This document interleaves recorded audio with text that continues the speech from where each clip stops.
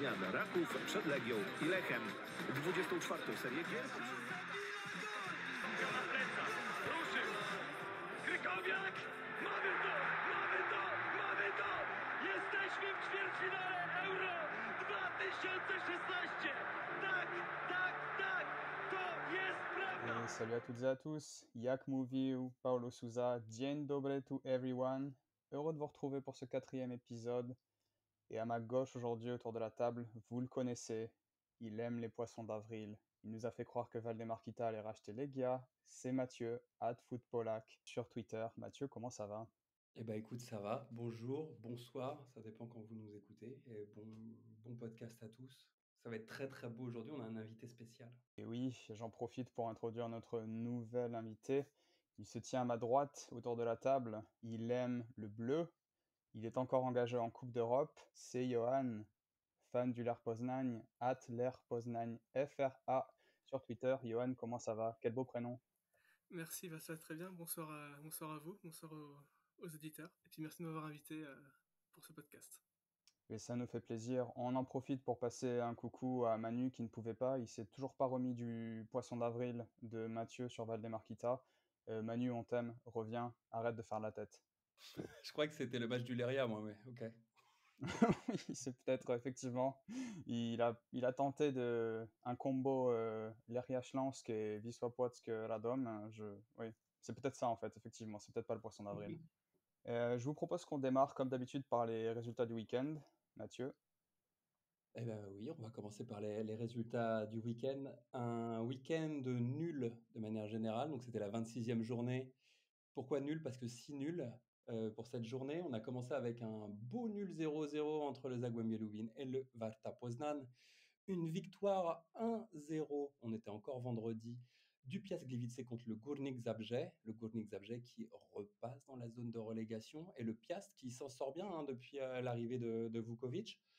Samedi, on a eu un petit Corona contre Legnica, victoire 1-0 du Corona. On a parlé du Corona la semaine dernière, enfin il y a 2 semaines maintenant, c'était le podcast dernier. Et le Corona sort de la zone de relégation grâce à cette victoire contre Legnica. Legnica qui va, selon toute vraisemblance, descendre en deuxième division. On a eu le gros match, l'un des gros matchs, parce qu'il y a eu un deuxième gros match de la journée entre le Legia et le Raków Częstochowa. C'était le hit de la journée, le premier contre le deuxième, ou enfin le deuxième contre le premier, et une victoire, et on en parlera un peu plus par la suite, 3-1 du Legia face au leader. On répondra peut-être à la question, est-ce que le championnat est relancé suite à ce match? Et après ce match, on a eu quelque chose d'un petit peu moins palpitant. On a eu un petit Lechia Śląsk, un beau 0-0, mais nullissime, entre deux clubs qui vont devoir se battre pour ne pas descendre. Et dimanche, on a commencé dimanche la journée tranquillement, une journée avec 3 nuls d'affilée. Un beau Wisła Płock Radomiak Radom avec un partout sous un déluge à Płock. Le Cracovia qui a fait match nul à domicile contre le Widzew dans un match du haut de tableau pour la 6e, 7e place. Puis notre deuxième gros match de la journée entre le Ler et le Pogoń avec finalement un match nul, mais un très beau match nul, on y reviendra je pense de partout. Et enfin ce lundi, le petit match du lundi qui nous avait manqué à la dernière journée, un superbe Stal Białystok qui s'est fini sur un beau score de 1 partout qui n'arrange personne et qui fait plaisir à personne non plus. Voilà. Merci beaucoup Mathieu. Je propose qu'on passe au premier débrief de ces matchs du week-end. Donc on va parler de Legia contre Raków, donc le deuxième qui recevait le premier, avec une victoire de Legia, une victoire que personnellement je n'attendais pas, puisque comme certains ici le savent, j'ai fait quelques litres d'huile ce week-end devant le match. C'était un petit peu compliqué, mais finalement Legia qui s'en est plutôt bien sorti avec une victoire 3-1. Une ouverture du score par Pécart, l'inarrêtable Pécart, comme on l'appelle, l'asperge tchèque. Le nouveau Milan Barros. Ok, c'est dur là pour un lundi soir. Le nouveau Milan Barros, donc, qui marque, qui ouvre le score. Puis un deuxième but par Pavel Šołek. Et une réduction de l'écart quasi direct de la couve par Bartosz Nowak, que vous connaissez si vous écoutez le podcast. Et pour finir, Legia qui l'emporte définitivement grâce au troisième but de Pavel Švorek. Un très bon match pour ma part, avec beaucoup d'intensité. C'était vraiment plaisant. Je pense que c'est le match de la saison pour l'instant. Et qu'est-ce que vous en avez pensé, messieurs? Bah, un gros match du Lega, ouais. On passe les trois à Tchansterova, c'est que la troisième fois que ça arrive cette saison. Puis c'est la deuxième fois surtout que Rakov perd à la suite. Évidemment, beaucoup d'intensité côté Lega qui devait gagner pour peut-être se relancer par la suite. Ouais, vous parlez tous les deux d'intensité et je pense que les 40 premières minutes du Legia, tu parlais, Johan, au début, quand tu faisais un petit peu le résumé du match, que c'était peut-être l'un des matchs de la saison. Les 40 premières minutes de ce match ont été absolument incroyables en termes d'intensité. Enfin, on n'était pas dans un match d'extraclassa basique ou même de hit d'extraclassa qu'on peut voir souvent. Là, on était vraiment dans un match d'assez haut niveau. Le Legia a complètement étouffé le Rakov Częstochowa, ce qui est quasiment pas arrivé cette saison, hein. C'est-à-dire que Runjaic est arrivé avec une tactique, un pressing très haut sur le Rakov Częstochowa qui n'arrivait pas finalement à mettre son jeu en place, son jeu habituel. Et on a vu un Legia très intéressant, qui allait de l'avant. On a vu un Josué très bon, hein, sur ce match, un Slich qui n'est pas mauvais aussi dans son rôle, un Pekart du niveau d'un Milan Barros, et un Mouchi qui, encore une fois, est un joueur on en a déjà parlé, mais un joueur qui est vraiment, qui a quelque chose. Il lui manque encore ce petit truc, mais ça passe pour Pekart, est absolument exceptionnel, cette passe décisive enroulée du droit. C'était un très beau Lega, c'était vraiment un très beau hit. Après, c'était un petit peu plus compliqué en fin, il me semble, en fin de seconde période. Mais les 40 premières minutes, même la première mi-temps si on veut, c'était d'un niveau assez incroyable pour un match d'extra-classe. Ouais, pour moi, Runjaic, il a complètement dominé Papchun dans la tactique en première mi-temps. C'était vraiment intéressant le pressing que les gars a fait. Et comme on en discutait pendant le match, moi j'étais vraiment. Disons que j'ai trouvé Rakov assez naïf dans leur pressing à eux. Puisque c'était assez souvent que les gars attirés en fait faisaient monter Slich plus haut que Kapustka et Josué, se servaient de la technique de Josué et Kapustka pour attirer les trois de devant de Rakouf dans l'entonnoir, dans la défense, pour ensuite ressortir par les côtés et apporter le danger. Et ça n'a pas loupé, hein, puisque Shoek a marqué. Le premier but de Pekart arrive juste après une occasion qu'il rate, un centre de la droite. Finalement, les gars repart à gauche. Le centre de Moutier, on connaît la suite. Franchement, c'était vraiment très intéressant. Alors évidemment, comme c'est la Pologne, je pense pas que ça peut durer 90 minutes, mais vraiment, comme tu as dit, sur les 40 premières, c'était enthousiasmant, quoi. Même sans être supporter d'un des deux clubs, vraiment, moi, j'ai adoré, quoi. J'étais vraiment content de regarder le match. Là, pour le coup, c'était une bonne publicité pour le championnat polonais, je pense. Et est-ce qu'on pourrait parler quand même, parce que on parlait de Runjaic, mais est-ce qu'on peut parler quand même de la compo de Częstochowa par Papchun? Enfin, mettre Musiolik devant. Enfin, c'est un œuf un peu étrange pour ce genre de match. On attendait peut-être Gutkowskis ou bah non, ou Gutkowskis devant en neuf. Par exemple, on a vu Kocherin peut-être certainement, j'écorche le nom, qui était à la place de Lederman. On n'avait pas Jean Carlos, il n'y avait pas il n'y avait pas Seboula non plus qui a fait une bonne entrée.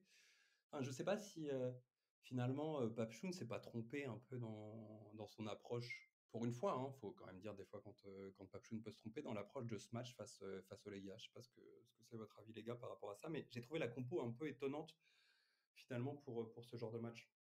Ouais, je suis tout à fait d'accord. Pour moi, il s'est loupé. Mais ça, dès l'avant-match, si tu te rappelles, je vous l'avais dit, Moussioli, je crois que j'avais regardé ses stats, il avait pas mis un but cette année, je crois. Non, non, il n'a pas mis un but. Et donc pour moi, ça me surprenait. T'attaques le choc du haut du tableau avec un buteur qui a mis 0 but. Pour moi, c'est vraiment bizarre. Surtout que Gutkowski, il est, pour le coup, même si Rakov joue un poil moins bien depuis la reprise, Gutkowski, il continue de mettre des buts quand même. Donc pour moi, c'était vraiment surprenant. Après, est-ce qu'il avait une blessure? Ça, je sais pas.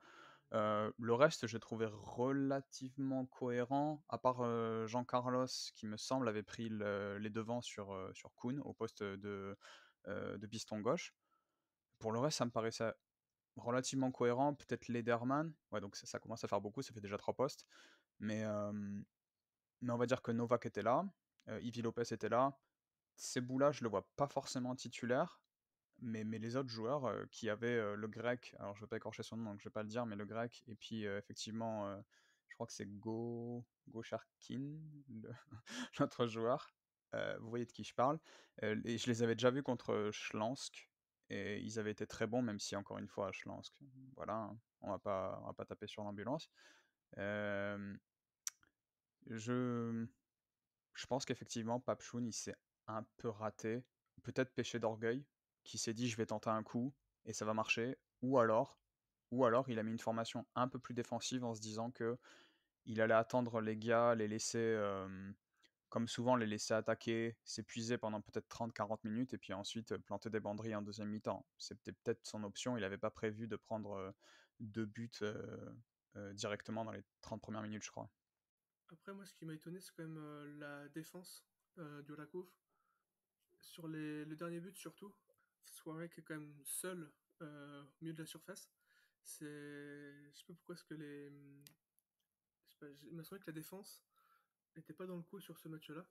Alors, c'est sûr, ça peut arriver, mais contre le Legia, évidemment, c'est plus compliqué. Et surtout que d'un point de vue défensif. Après, je pense que sur le dernier but de Showek, celui auquel tu fais référence, Johan, je pense qu'il avait sorti, ça doit être Milan Rundic normalement, qui doit être au marquage, mais il est sorti pour Vdovia, qui me semble, hein, de mémoire. Et finalement, c'est Ivi Lopez qui doit être au marquage. Donc bon, pour ce but-là, je pense que... Mais tu as raison sur le fait que, enfin, on n'a pas vu un grand Svarnas, Arsenic, c'était pas non plus incroyable. Rundic à gauche, bon, excusez-moi, mais bon, je vois pas trop. Enfin, on l'a vu déjà, mais là, il était pas dans son match du tout. Effectivement, défensivement, on a aussi rarement vu le Rakouf peu sûr de lui-même comme il a été face au Legia. Mais parce que le Legia lui est rentré dedans dès la première minute, en fait. Et ce qui arrive pas souvent, finalement, hein, ça arrive de temps en temps au Rakov Częstochowa, mais pas souvent. Et là, on les a sentis déstabilisés. Pendant 40 minutes, ils avaient la tête sous l'eau. Peut-être un coup loupé, je ne sais pas. Est-ce que quand on gagne autant, comme toutes ces équipes qui gagnent beaucoup en Europe, etc., tu as des coups de moins bien? Est-ce que c'était un coup de moins bien? Peut-être. Est-ce qu'il y avait un grand Legia en face aussi? C'était un bon Legia. Et il ne faut pas oublier quand même que le Legia, depuis la reprise, c'est le meilleur club en Pologne en termes de points, en termes de buts marqués, il me semble aussi. Peut-être pas en buts marqués. En buts encaissés, oui, et en termes de points aussi. Et que le Legia n'a pas perdu de match depuis octobre dernier quand même. Donc en fait, on peut être un petit peu surpris, mais est-ce que finalement, c'est pas aussi l'expérience de ce club, tant de fois champion, etc., qui a un peu plus la win, on va dire, dans la peau que le Rakov Częstochowa? Dans ce genre de match, ça compte aussi. Et c'est peut-être ce qu'on a vu ce week-end. Effectivement, je pense que c'était peut-être la première fois de la saison qu'on voyait la défense de la COUF vraiment sous pression. Ça va peut-être donner des idées aux autres clubs, même si je sais pas si les autres clubs auront les qualités techniques pour le faire, parce que les gars a quand même pas gâché beaucoup de ballons, hein, faut pas non plus se mentir. C'était pas que du rentre-dedans, il y avait aussi de la technique, hein, samedi. À voir ce que ça va donner, il me semble qu'ils ont encore l'air à jouer. Déjà, le prochain match, c'est à Aladom. Aladom qui c'est pas extraordinaire, mais pour le coup, eux, ils peuvent te rentrer dedans à domicile. Comme ils étaient rentrés dans les gars avaient eu beaucoup de mal à gagner à la Dome il y a 2 semaines. À voir. On va peut-être en rediscuter après notre prochain débat sur le match de l'air, puisqu'on parlera de la course au titre. Du coup, je vous propose qu'on passe à notre deuxième débrief du week-end, avec le match l'air Pogogne, devant lequel Johan a vibré au stade. D'abord, l'air qui a ouvert le score par, je crois qu'on dit Shellström. Et puis, l'air a loupé, il me semble, le penalty du 2-0 par Ishak. Finalement, Grosicki a égalisé d'une Panenka à nouveau sur penalty. En deuxième mi-temps, une grosse cagade du gardien Bednarek qui qui permet à Gorgon de donner l'avantage à Pogogne. Et finalement, Ishak qui égalise sur une déviation de la tête de Marvinski, qui définitivement pour moi a plus de présence dans la surface que Souza. Peut-être que on en débattra, mais peut-être que l'entraîneur de l'air devrait penser à aligner les deux. Du coup, ça a fait 2-2. C'était un match plaisant. Je sais que vous avez été très très positif sur ce match.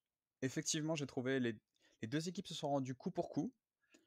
En revanche, au niveau technique et intensité, j'ai trouvé que c'était un cran en dessous de Legia Rakouf. Même si c'était un très bon match. Je vais te donner la parole, Johan. Tu vas défendre ton l'air, je suppose. Ouais, ouais, bah, vu du stade, oui, c'était un bon match. Euh, Après, bon, on le sait, il y a deux Poznań, on va dire, hein. Un en championnat et en Europe. Euh, on est beaucoup plus, enfin, on marque beaucoup plus en Europe, en tout cas plus facilement. En championnat, bon, même si on rentre dans la surface, on marque pas à chaque fois. Après, j'ai bien aimé, on a quand même mis pas mal d'intensité, surtout en deuxième période, quand on est revenu au score. Après, pendant peut-être 5 minutes, Stettin n'a pas réussi à trop sortir de son camp. Quand on joue comme ça, c'est sûr que on est dangereux. Mais après, comme je disais, on a beau presser l'adversaire, si on marque pas, ça sert pas à grand chose. Et de l'autre côté, Pogogne, ben, une bonne équipe. Et toujours sur Grosicki, voilà, je pense que sans lui, Pogogne n'est pas forcément en haut du classement. Parce que c'est vraiment lui qui est le maestro de l'équipe. Tous les ballons quasiment passent par lui. C'est lui qui permet d'ailleurs de marquer un très beau but. Mais totalement, je pense que Johan a totalement raison. Enfin, j'ai déjà fait un avis sur Grosicki, je vais pas repartir dedans sur les trentenaires, etc., qui vivent une seconde jeunesse en Pologne. Mais quand tu regardes le match, le Leer a été au-dessus de manière générale pendant à peu près tout le match. Il y a pas à discuter là-dessus. Si on regarde la première mi-temps, effectivement, avec peut-être un niveau un petit peu moins élevé que celle du Legia contre le Rakov, mais la première mi-temps du Leer, avec un attaquant ou avec plus de présence dans la surface, et tu en parlais aussi, Johan, au début, en parlant de présence dans la surface, etc., avec quelqu'un de plus présent, avec un Ishak qui doit marquer ce penalty, enfin, il doit le mettre. Tu mènes 2-0, tu aurais pu mener 3-0, le match était quasiment plié. Ce qui fait que le Leer, finalement, se met dans la sauce de manière générale en Extraclassa, c'est ce que disait Johan aussi, c'est ce qu'il disait, pardon, c'est le fait qu'on voit deux Leer, on en voit un en Conference League et on en voit un en Extraclassa. En Extraclassa, c'est pas clinique du tout. Il y a un problème de neuf. Ishak, c'est un bon attaquant. Il doit être à 10, 11 buts maintenant cette saison avec son but ce week-end. Mais tu sens qu'il manque quelque chose. Alors que Skourash à droite sur son côté, enfin les 30 premières minutes de Skourash sur son côté, c'est extraordinaire. Il fait une passe, Souza qui la loupe, qui la met à côté. Après, tu as aussi à la 36e, il me semble, une action qui amène justement après le penalty loupé, mais c'est Skourash qui vient ici aussi mettre un peu son sel dans l'histoire. Enfin, c'est ça le LER, c'est-à-dire que c'est une très belle équipe. On sent qu'il y a des joueurs super intéressants. Il y a un Skourash, c'est pas pour rien qu'il intéresse Montpellier, Skourash par exemple. C'est vraiment un joueur qui a du talent. Mais il n'y a pas de neuf. On retrouve exactement la même chose d'ailleurs au Pologne où tu n'as pas vraiment de neuf qui fonctionne. Et donc, tu as des mecs un peu comme ça. Côté Pologne, ça va être Grosicki où tous les ballons passent par lui. Le mec, il distille, il est partout. C'est presque toi, Johan, qui habite en Écosse, tu le sais. Voilà, c'est comme le whisky, il distille, il est vieux comme ça, il distille les belles choses, Grosicki. Mais sans Grosicki, effectivement, où est le Pologne cette saison? Peut-être derrière le Varta, peut-être derrière le Widzew. Ça, c'est une réalité. Le Leer aurait dû gagner ce match. Le Leer aurait dû clairement gagner ce match. Il y a la cagade de Ben Narek qui essaie de faire une passe débile et après Gorgon qui vient le crucifier. C'est dommage pour le Leer parce que le Leer aurait pu prendre 6 points d'avance. Là, ils sont plus qu'à 3 points. Et je pense que, Johan, toi qui suis le Leer, tu sais, hein, tu connais un petit peu aussi les matchs à suivre. Peut-être que le Leer n'a pas forcément un calendrier aussi, plus en plus la Conférence League avec la Fiorentina, mais n'a pas forcément un calendrier aussi aisé que celui du Pologne pour les matchs qui restent. Donc peut-être que ça va être un peu plus compliqué pour cette troisième place. Techniquement, l'air devrait l'avoir, mais on verra bien. Je sais pas, Johan, si pour le calendrier, si tu as. Ouais, bah là, on va jouer du coup dès ce week-end contre le Varta. Et ensuite, on va jouer la Fiorentina, le Legia et encore la Fiorentina. Donc, quand même, 4 gros matchs. Après, on se déplace à Radom. Donc là aussi, pas facile, surtout chez eux. Et puis après, il y a Zabrze, Cracovia. On joue contre le Rakov quand même, le 13 mai. Donc à voir aussi où sont nos classements. Et puis après, il y aura Kielce et Białystok pour finir. Ouais, c'est un peu Ouais. une occasion manquée, hein. Bah ouais, totalement. C'est parce que 6 points d'avance, c'est quand même pas rien. Surtout quand on voit Varta et Legia qui arrivent. Ça aurait été bien d'avoir ces 6 points.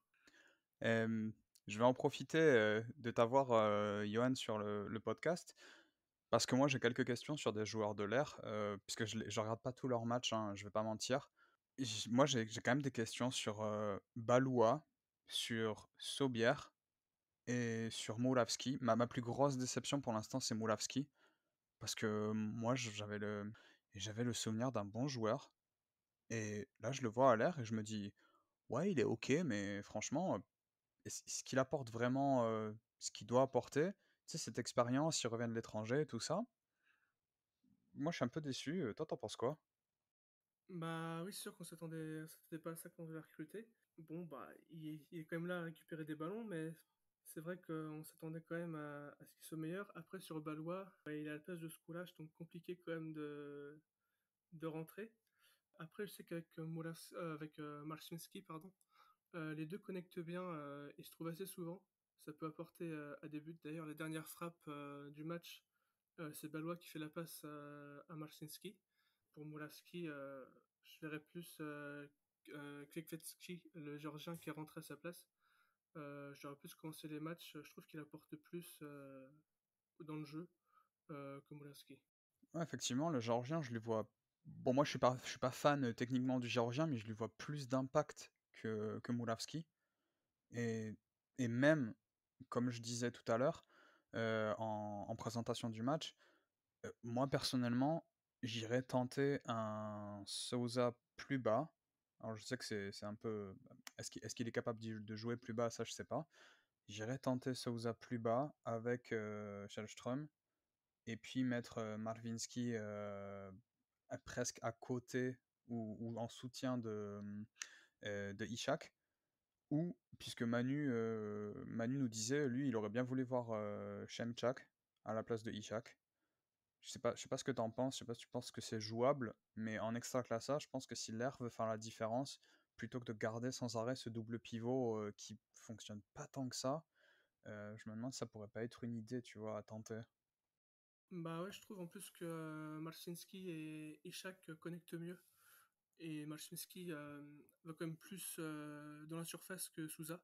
Pourquoi pas essayer sur les prochains matchs. Après, pour un autre attaquant, je sais pas si ça servira parce que Ishak touche quand même beaucoup de ballons. Hier, à un moment, il est même revenu un peu en défense pour essayer de relancer le jeu depuis l'arrière. Je suis pas sûr qu'un autre attaquant puisse le faire. Donc ouais, pourquoi pas changer Souza avec Marcinski. Ouais. Et t'as l'explication de pourquoi Sobier joue absolument jamais, ou presque jamais? Parce il est pas nul, quoi. Non, il est même plutôt bon, mais ouais, après, je sais pas, le choix du coach qui veut peut-être le garder Ishak. En plus, Ishak est capitaine, donc pour le bouger, je sais pas si c'est super simple. Mais c'est sûr que des fois, faudrait mettre Sobière. En tout cas, remplacer Ishak à un moment du match pour mettre Sobière. Déjà ça, ce sera un bon début. Ouais, effectivement, ouais. Est-ce qu'on dit un mot du Pogogne? Bon, moi, que vous avez dit déjà, Grosicki qui fait quasiment tout dans cette équipe, assez décevant parce que franchement, quand on regarde les joueurs de Pogogne, je suis désolé, mais Dombrovski au milieu, bon, Kujava, je crois, était pas là hier, mais normalement il peut jouer. Il y a Smolinski, il y a Kovalchek, il y a Bichakian qui d'ailleurs n'a joué que 10 minutes, je crois. Kuhalchek n'était même pas sur la feuille, je crois. Franchement, c'est un petit peu décevant quand même que ça soit toujours Grosicki qui fasse tout dans l'équipe et on a l'impression que les autres y regardent. Ouais, bah, je sais pas si c'était vraiment. Le match d'avant, par exemple, face au Corona, bon, c'est pas la même adversité que le Lech Poznan, mais c'était un peu différent. Mais tu avais encore un Grosicki qui était vraiment, vraiment au-dessus. Est-ce que. J'ai envie de dire, est-ce que finalement, on a besoin d'avoir un Pogogne un Pogogne avec autre chose qu'un Grosicki face à Soler pour essayer de gagner. Par exemple, tu vois, enfin, le Pogogne n'a pas proposé grand-chose. Et ils ont quand même gagné 2-0. Alors, effectivement, le LER aurait dû plier le match en première mi-temps, mais ils ont quand même fait 2-2, pardon. Et j'ai vu un Pogogne beaucoup mieux les matchs précédents, même si Grosicki est toujours une figure prenante, etc. dans le jeu. On a déjà eu plein de débats. On a eu des débats sur le 9. On a parlé aussi de Kovalchik. Je- Est-ce que c'est un petit peu aussi le syndrome de quand tu joues avec un joueur qui touche tous les ballons, etc., qui est un petit peu au-dessus, est-ce que finalement tu joues pas trop que pour lui et ça devient un problème finalement dans ta tactique et dans ton système au bout d'un moment? Certainement. Après, ça suffit, comme on peut le voir, pour être quatrième d'Extraclassa, avec la qualité qu'il y a sur le terrain du côté du Pogogne, avec la qualité qu'il peut y avoir du côté de Grosicki. Et par exemple, je pense qu'un joueur qui ferait peut-être du bien au Pogogne, ça serait peut-être un Baloua, par exemple. Voilà. Alors, j'ai dit des choses méchantes sur Baloua il y a quelques podcasts, parce que je trouve que c'est un joueur, malheureusement, qui, même Johan, tu le disais, effectivement, il arrive derrière Skourac, donc c'est un petit peu compliqué, mais c'est un joueur qui a de la technicité, qui peut faire des choses, et j'ai l'impression qu'il fait rarement le bon geste. Le seul bon geste pour moi qu'il fait, par exemple, contre le LER, c'est pour l'occasion à la dernière minute avec Marcinski, par exemple. Là, il fait exactement le geste qu'il devait faire, et il y a occasion de but. Mais peut-être qu'un joueur comme Baloua pourrait un peu remuer aussi, et de l'autre côté, on va dire, au Pogogne, ça pourrait être un joueur qui pourrait être intéressant. Mais il manque quelque chose au Pogogne pour être cette équipe. Et en fait, je pense que c'est dans l'ADN de ce club. Il a toujours manqué quelque chose. Enfin, ça a été des troisièmes places, des quatrièmes places. Mais pour aller un petit peu au-dessus, il manque quelque chose. Il manque un lion. Il manque cette mayonnaise, même si la mayonnaise, c'est plutôt du côté de Kielce en Pologne. Il manque ce lion. Et pourtant, tu as des très bons joueurs, comme tu le disais, sur le terrain. Est-ce que vous voulez dire un dernier mot du match ou est-ce qu'on passe à notre débat suivant? Non, bon, à part ça, bonne ambiance dans les tribunes, comme d'habitude à Poznań. Avec un beau parquage de Stettin d'ailleurs, qui a bien mis l'ambiance également. Ah, je viens d'apprendre qu'il y avait de l'ambiance dans les tribunes à Poznań, donc c'est bien. Oh là là, d'arrêter. Parce que vous n'êtes jamais allé voir l'Arcade Gdynia jouer, c'est pour ça que vous savez pas ce que c'est que l'ambiance. C'est vrai qu'il faut que j'y aille. Je suis tout le temps à Gdansk et je vais jamais voir l'Arca jouer, alors que je pense que techniquement c'est mieux, quoi. Ouais. Donc je vous propose qu'on passe à notre dernier débat avant de passer au match du week-end prochain. Donc dernier débat, c'est tout simplement la course au titre est-elle relancée? Je pense qu'on n'est pas d'accord, Mathieu et moi. Johan va nous départager.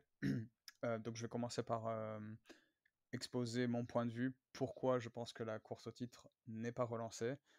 Tout simplement parce que on en a discuté ce week-end, pour moi il y a trop d'écart entre la COUF et les équipes qui vont jouer d'ici la fin du championnat. Et je dirais même de manière générale entre la COUF et 80% des équipes du championnat.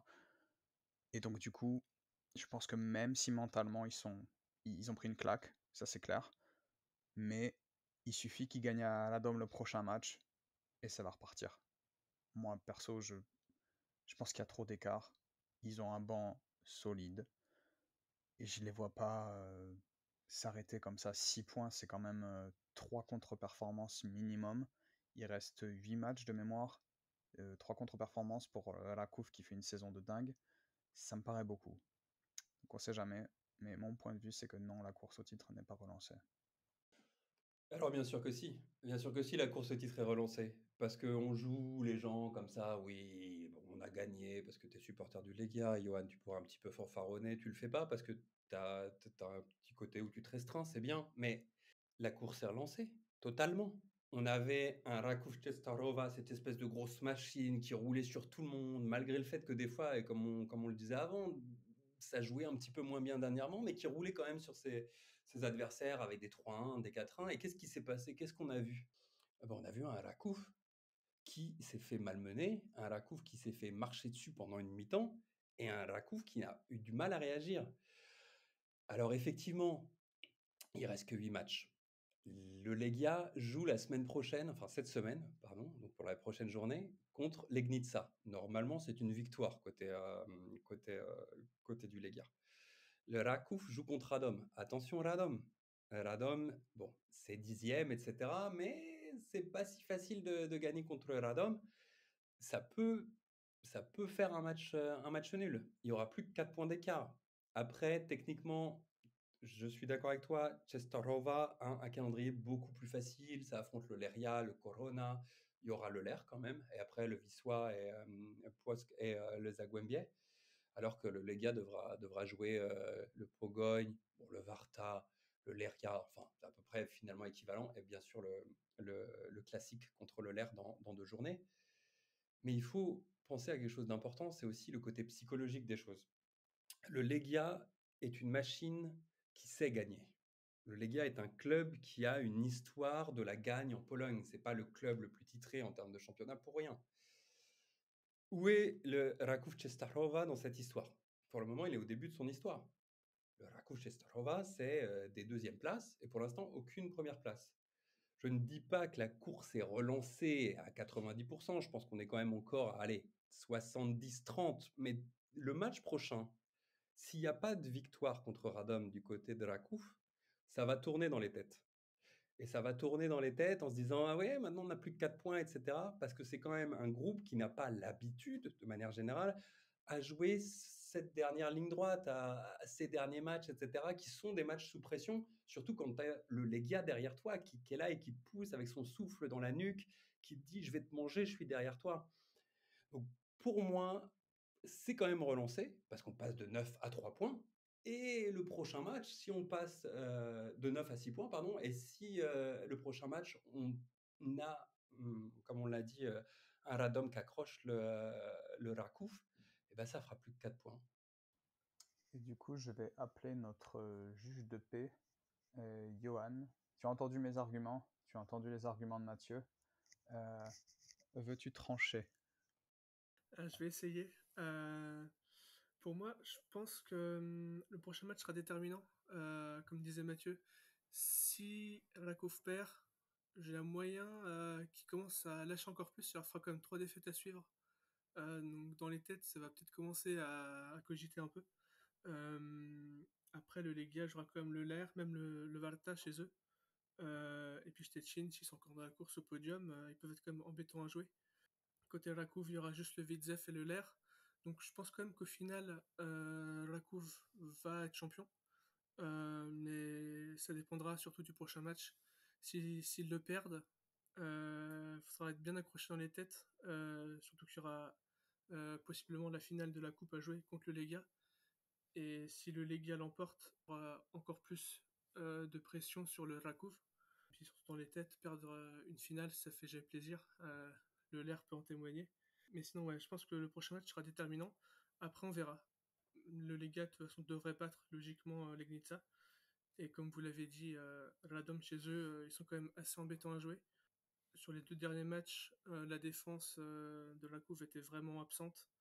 Ils en ont pris 3 contre Zabrze, il me semble. Et là, 3 contre le Lega.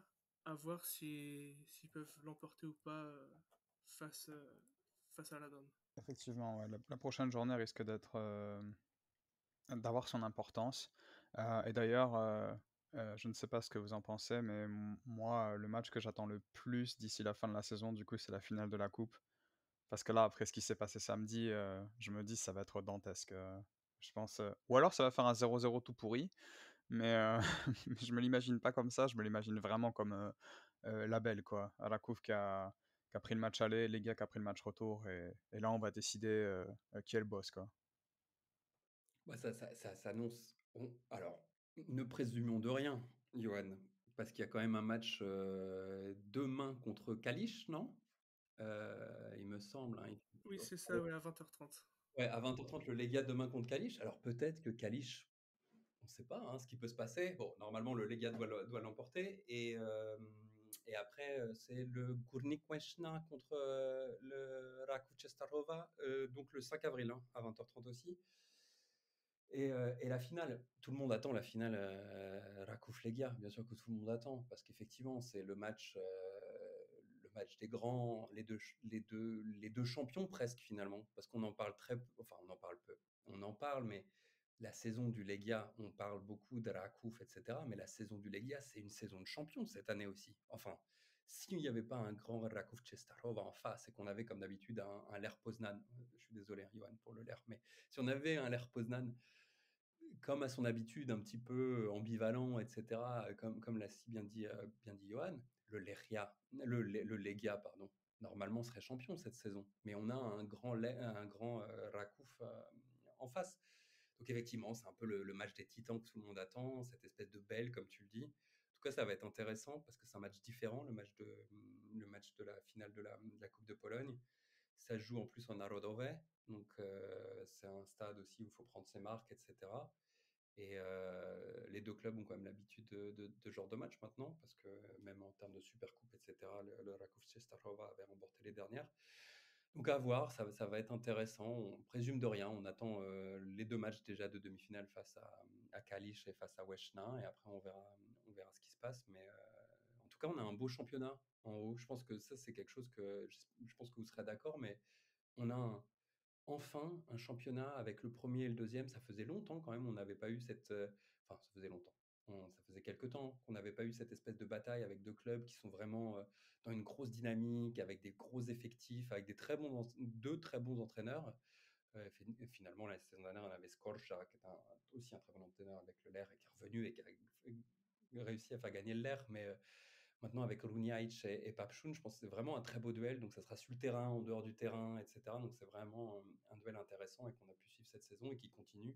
Et ça, c'est vraiment agréable parce que c'est très bon pour le football polonais aussi d'avoir ce genre de rivalité, ce genre de suspense, etc. C'est bénéfique pour tout le monde. C'est, comme je le dis assez souvent, je sais que c'est un mot qui définit pas trop le football, mais je trouve ça sexy comme match, on va dire. Et ce qui me permet donc de rappeler que les demi-finales de la Coupe sont le 4 et le 5 avril, soit ce soir et demain si vous écoutez le podcast quand il sort. Et ça me permet de faire la transition également sur les matchs du week-end prochain, puisque comme c'est Pâques en Pologne, la journée est complètement splittée. On a 3 matchs le jeudi, 3 matchs le samedi et 2 matchs le lundi, je crois, de mémoire, ou quelque chose comme ça, ou peut-être 2 matchs le jeudi et 3 matchs le lundi.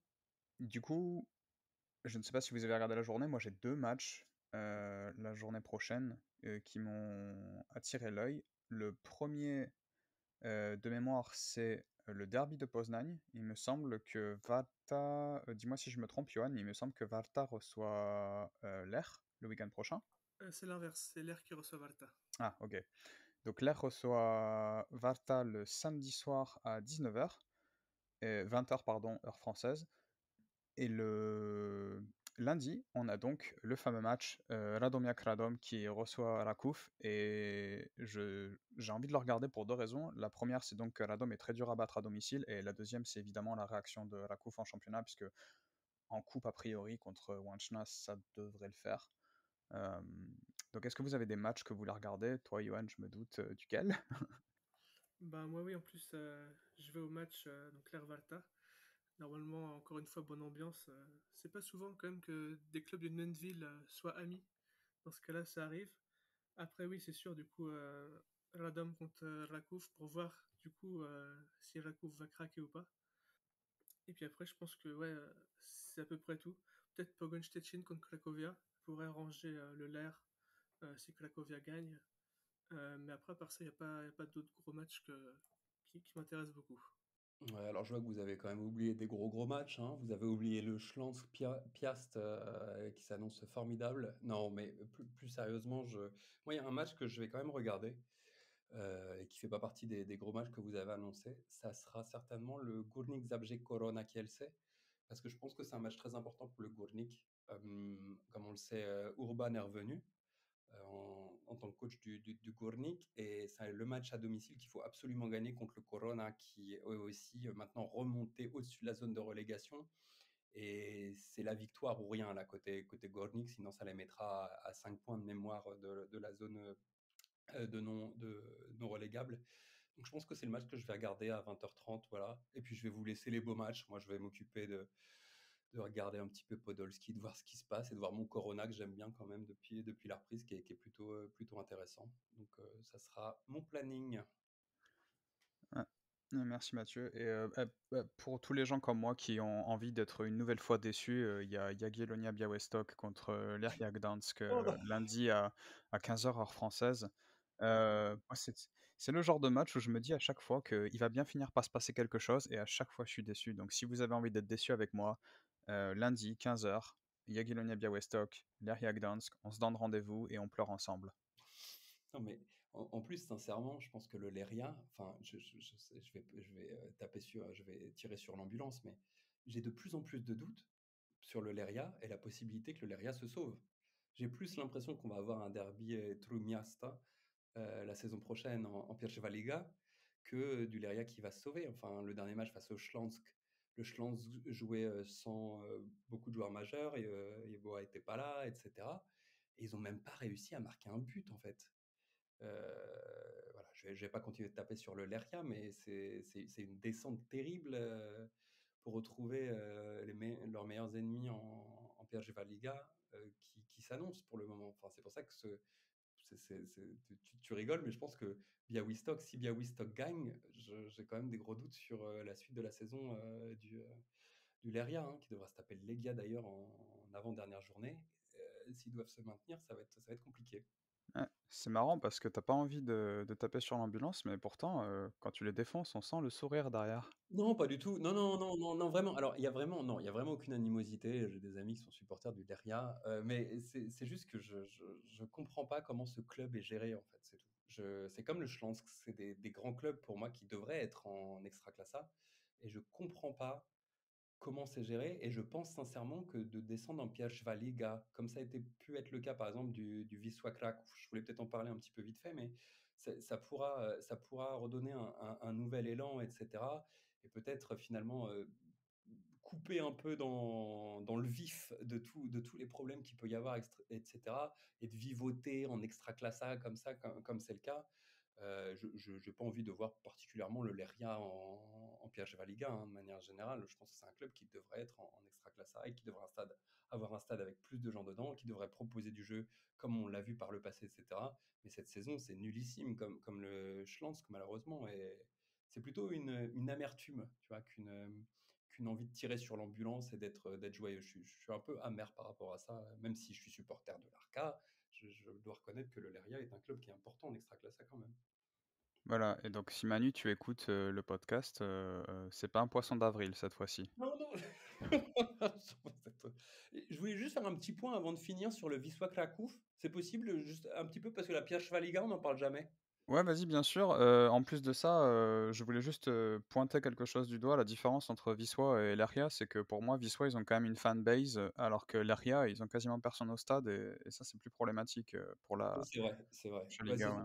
il y avait du monde au stade, mais c'est-à-dire que le Wisła a une fanbase qui reste, qui est présente, alors que le Lechia, c'est un petit peu plus compliqué. C'est la même pour le Schlanz. Pour le Schlanz, nous avons une énorme fanbase. Mais tout ça pour dire que je voulais juste parler un peu de Pierwsza Liga, parce qu'on n'en parle pas souvent, de la Pierwsza Liga, qui est un championnat qui est aussi intéressant, hein. Je suis allé le voir cette saison un petit peu au stade, donc je suis allé à Łódź, etc. Et, euh, et ce que je voulais dire, c'était qu'on a un top 3 qui est très intéressant cette saison et pour le moment. Et j'espère, et encore une fois, vous voyez, je suis supporter de l'Arca, mais j'espère finalement que le top 3 va rester ce qu'il est. Et l'Arca n'est pas dedans. Avec le WKS, qui est le WKS Łódź, qui est premier avec 51 points, et donc qui pourrait remonter, et on pourrait retrouver enfin le derby de Łódź, l'un des derbys les plus rempli de haine, je pense, de la Pologne en Extraclassa. Ça serait cool de revoir le Ruch Chorzów, un club historique aussi, de retour, en espérant que le Górnik ne descende pas pour qu'on ait notre retour du derby de Silésie en Extraclassa. Le Ruch est deuxième avec 46 points. Et derrière, le Wisła qui fait une remontée incroyable depuis le retour de Kiko Ramirez en tant que directeur sportif, avec Luis Fernandez. Alors, Luis Fernandez, c'est pas Luis Fernandez du PSG, etc. C'est un autre Luis Fernandez. Mais Luis Fernandez qui a 18 buts, il me semble, cette saison, qui fait une saison incroyable, une saison un peu à la... Je ne sais pas si vous vous souvenez de l'époque de Eram Cabrera, l'attaquant espagnol du Cracovia. Il avait joué à Cracovia, Corona Kielce. Je crois que ça avait un peu mal fini aussi à Płock. Mais c'est vraiment, ils font vraiment une très belle deuxième partie de saison. Et d'avoir le WKS, le Ruhr et le Wisła qui pourraient remonter. Le Wisła, dans ce cas, devrait passer par les playoffs s'il reste troisième, mais je pense que ça serait jouable. ça serait quelque chose vraiment de bien pour l'Extraclasa d'avoir des gros clubs qui montent. C'est pour ça que je ne voudrais pas avoir de gros clubs qui descendent parce qu'on pourrait avoir vraiment l'année prochaine le championnat des gros et avoir vraiment le vrai choc des titans en Extraclasa. Et ça serait vraiment, vraiment super à voir. Ah ouais, si le Ruch remonte, et j'imagine il rappelle Stempinski et Niezgoda, la paire d'attaquants au genou cassé. Ça va être magnifique. Mais franchement, il me tarde, j'ai hâte. Mais ouais, et ben merci beaucoup, messieurs. C'était un plaisir comme d'habitude. Et pour tous les auditeurs, comme d'habitude, si vous pouvez donner une note de 5 étoiles à ce podcast, si vous l'avez apprécié. Si vous pouvez suivre le compte Twitter de Johan, je rappelle, l'Air Poznań FRA pour France, le compte Twitter de Mathieu, @footpolak, et le compte Twitter du podcast, @omyextraclassa. Et merci messieurs, et à la semaine prochaine. Merci beaucoup. À la semaine prochaine. Merci beaucoup. Czwartą serię gier